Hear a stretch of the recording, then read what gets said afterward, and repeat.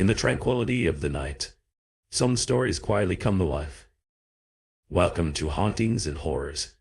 Now, I will take you through chilling tales.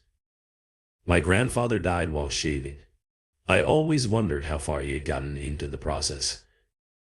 He collapsed and suffered a severe concussion on the sink. The head injury didn't tend at all, as he was amidst an already fatal heart attack.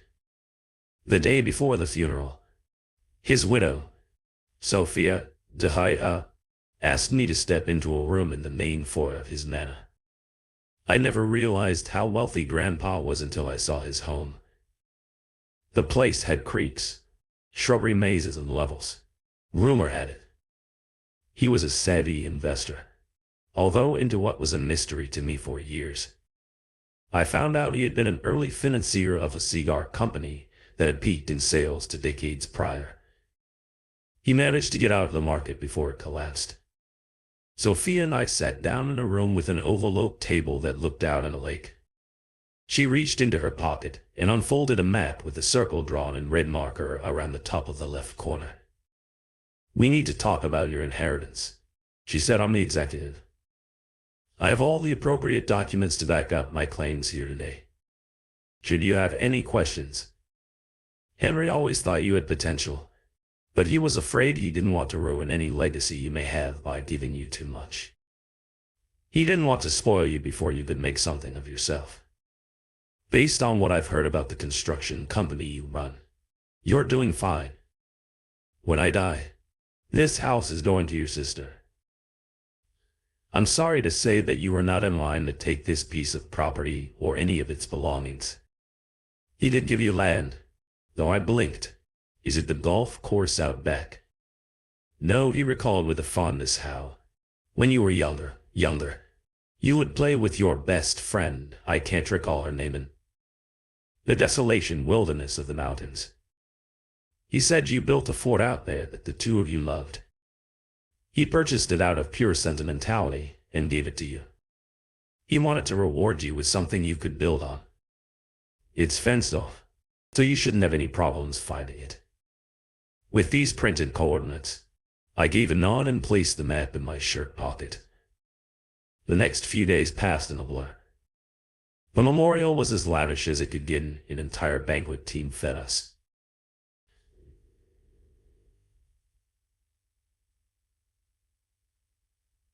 The full-fledged orchestra belted out Tchaikovsky.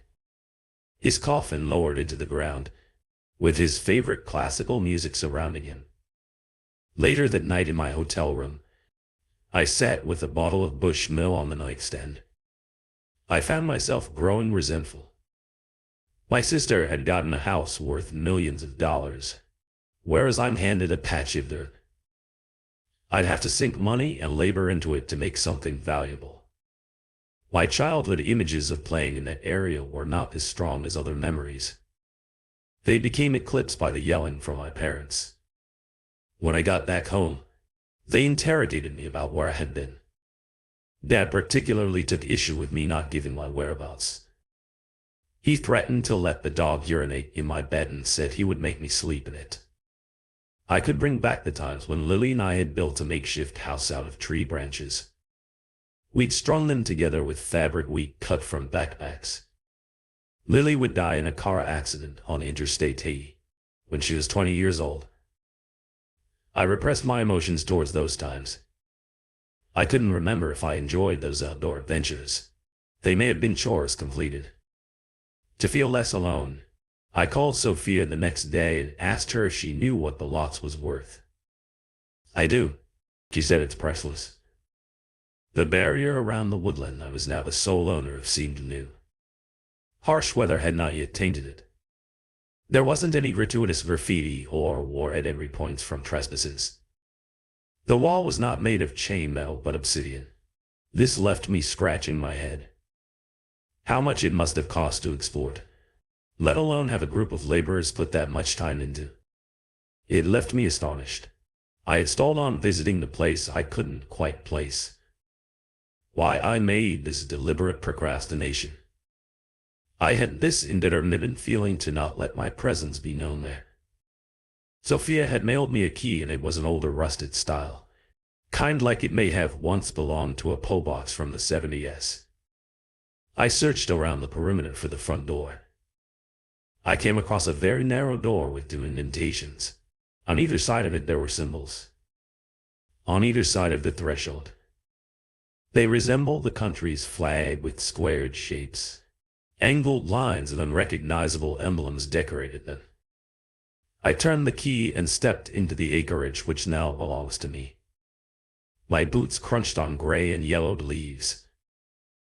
I made my way past an entangled and knotted mess of pines, overlapped by time and nature. There was no trail nor any walkways, only small clearings. I stepped on shrubs torn apart by the wind. It only took me 10 minutes of exploration to find the fort lily, and I had built. It stood there thinner than I remember. Its wooden structure is so much frailer than back then. What we had manifested with our hands now had a blanket of moss around it. The shape of it went from a dome-like place of sturdiness in our youth to a horizontal edifice ready to buckle. I peered into the only fissure one could slide their body through Shah Pen Elm and saw a man there. He was asleep in a fetal position. What was the most uncanny of all was how there was a symbol surrounding him, outlined in red chalk or dust.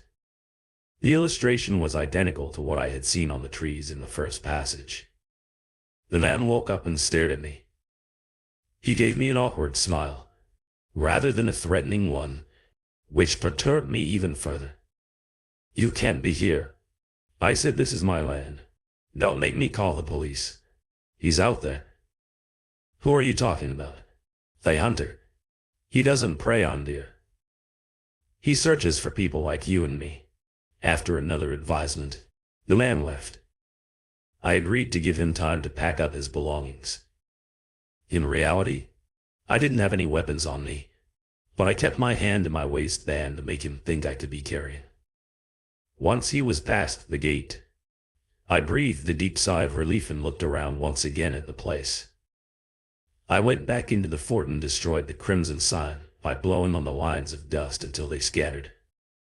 I went to my hotel room that night, which was only 4 miles away from my piece of acreage I planned on revisiting. In the morning, chronic insomnia befell me.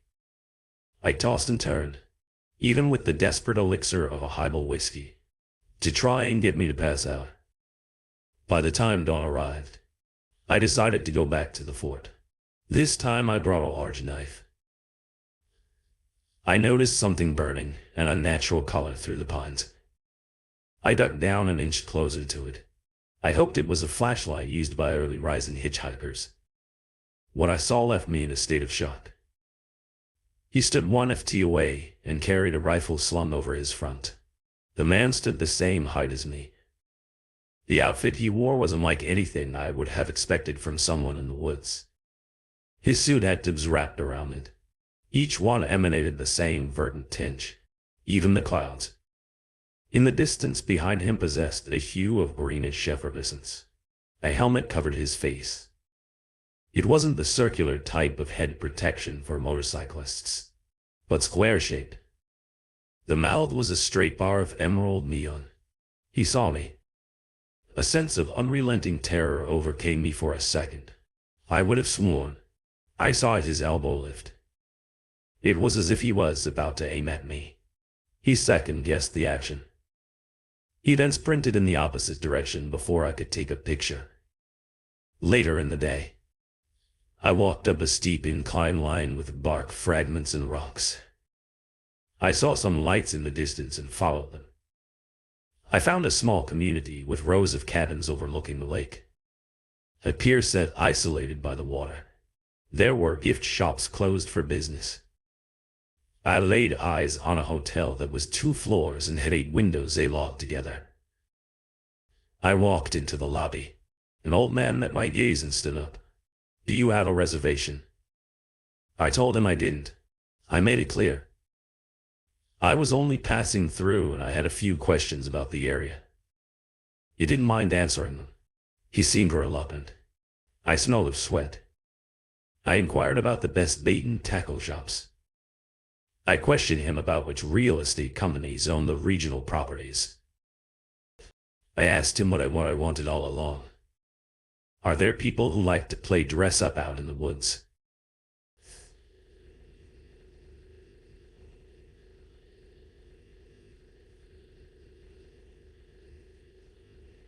But I know nowadays people like to do live action, role playing, and things like that. What's that? Nothing to worry about. I'm new to this area is all. I did live here before. I was super young the first time around, and it wasn't year-round.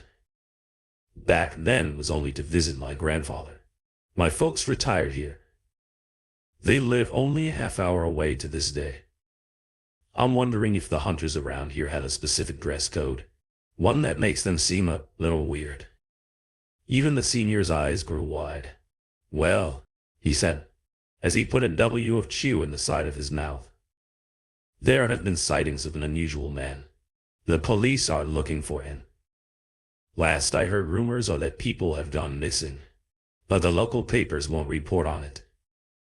I don't know if there's a connection. May I ask, what did you do before coming here? I was a salesman of sorts. You may want to go back to that. By the time I got back to my land, the sun fell. I approached my fort. I had the crazy east of yearnings where I did not believe I had felt for a moment. I wanted to sleep in it. Something about the idea was more than nostalgic. It was the kind of comfort I needed. It would be a strange trip down memory lane. It would take me back to those nights when my best friend and I would sneak out and not return home until daybreak.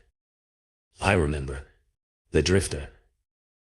I shone my light on the place I planned to slumber, and it seemed free of litter, stained, or any kind of man-made pollution.